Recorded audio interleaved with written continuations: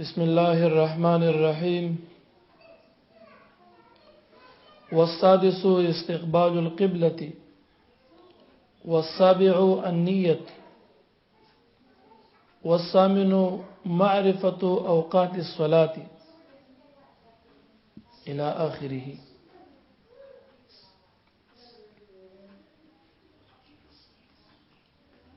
پنځه شرایط مخکې د مانځه بیان شیو. شپږم شرط د پاره د صحت د مانځه هغه مخکول دی قبله ته، مخ په قبله باندې ودرېدل دا شپږم شرط دی.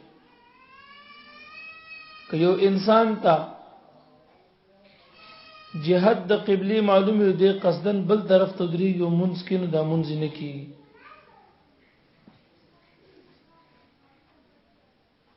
ځکه قران عظیم شان کې رب ذو الجلال فرمای فولوا وجوهکم شطر المسجد الحرام، تاسو وګرځوي مخونه خپل په وخت د مانځه کې په طرف د مسجد حرام باندې.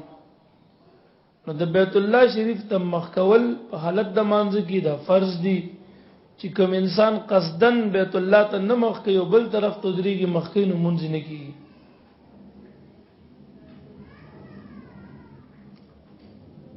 او اوم فرض دادی چې نیت کول، ستان نیت به د رب ذوالجلال د عبادت وي، د بندګۍ نیت به دی وي. که یو انسان د منځغون ته کې تمام اعمال ادا کوي، رکوع کوي، سجدم کوي، تلاوتم کوي، خود د نیت د عبادت نه دی نو د مونږ نه کیږي. ستان نیت بداوی چې د رب ذوالجلال بندگی او عبادت کو ما د سحر 2 رکعاته یا د ماسپخین 4 رکعاته فرض یا د مازیګر 4 فرض کوم اس مثال، یا د ماخام 2 رکعاته سنت کوم، د ماسختن وتر کوم اس مثال له خبرې ویم. نو ستان نیت به د بندگی وي، د خدای تعالی د عبادت بوي، او کنت ته اصلي د یو ورزش په شکل باندې چټیږي د مانځه غونډه کې پورته کیږي او نیت د عبادت دې نه دي نو د مونږ نه کیږي. تاسو ته نن حدیث تیر شو چې انما الاعمال بالنیات. نو کنه د عبادت او نستا عبادت بوش او کنه د عبادت نو نستا بیا عبادت نه کیږي. او اتم نمبر شرط چې کوم د پاره د صحت د مانځو هغه داله چې کوم انسان مونږ کې نه دی به د مانځو وخت پیژني. اوس یو کس دی چې 2 رکعات فرض مونږ کوما نو د سټم اوس 2 رکعات مونږ کوم نو دا 2 رکعات مونږ د جمعې کې کده د سحر مونږ کې اوس دې وخت نه پیژني. یا بل انسان دی وي 4 رکعات فرض مونږ کوما نو دا 4 رکعات فرض مونږ د ماسپخین کې کده مازیګر کې او کده ماسختن کې.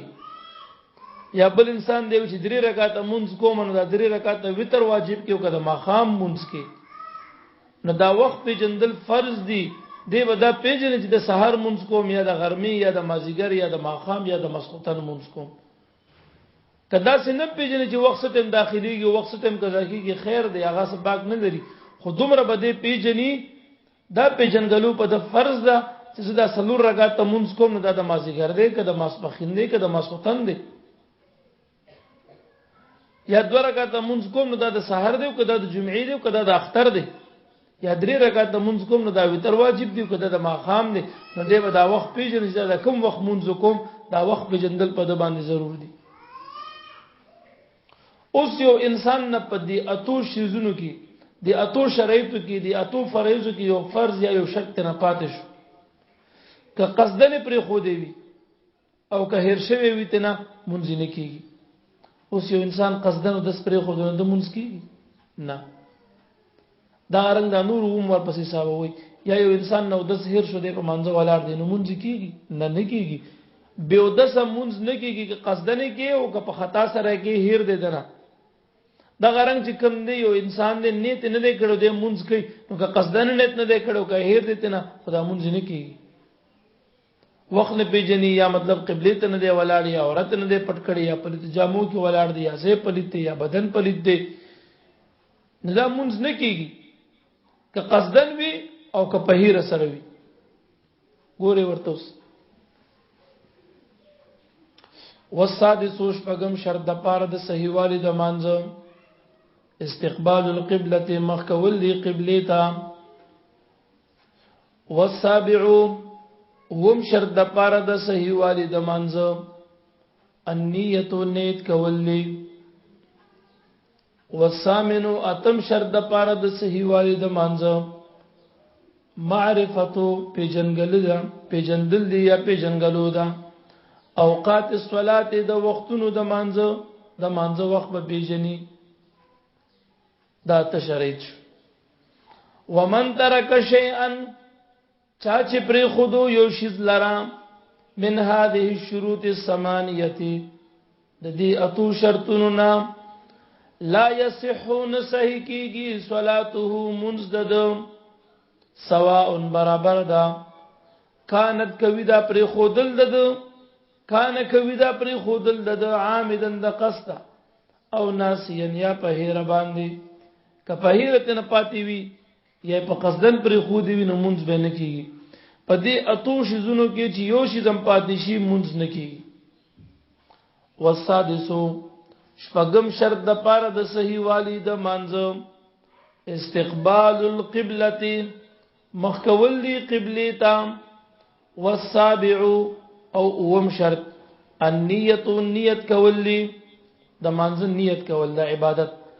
والثامن اتم شرط معرفت اوقات الصلاه معرفت پیجندل دی اوقات الصلاه د وختونو د مانځه اوقات پیجندل دا اتم شرط دی. ومن هر هغه څوک ترکا چې پریګ دی شیئا یوشز لرا من هذه الشروط د دې شرطونو الثمانیه اتونا د دې اتو شرطونو نه یو انسان یوشز پریګ دی لا يصح ننسه کیږي صلاته منزدد سواء برابر خبر ده کان کوي دا پر خودل د عامدن د قصد او ناسین یا په هیر باندې. والسادس شپږم شرط استقبال القبلة مخکول دی قبله ته. والسابع اوم شرط النیت نیت کول. والثامن اتم شرط معرفت اوقات الصلاه پیجندل د وختونو د مانځ دي.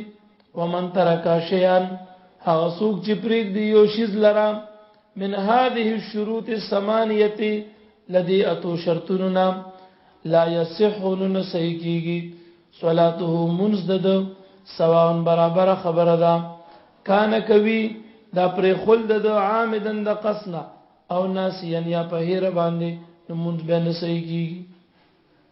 بس دې سي پوری ګوري دا ته د منځ شرایط مون بیان دا بهر معصوم دا یادوي ټول ودا یادوي ان شاء الله. د خالق اورس بده کې امتحان هر هفته کې بستاسو د هفتې اورس باندې د خالق اورس چې څومره درس مو ویلې وي دا غي امتحان بدن اخلم کچاله نو ورته سخت سزا به ورکوله سزا به خوري وهل بوي او سخ وهل بدر کوم. دا اته شرط دا بیات کوي. اول شرط د پاره د صحیح والی د مانزه په یاد به یادوي د مانزه د پاره ته شرط دي. اول شرط او دس کول دي. دویم شرط ورته پاکواله د جامې دي. دریم شرط پاکواله د زیدي. څلورم شرط پاکواله د بدن دي.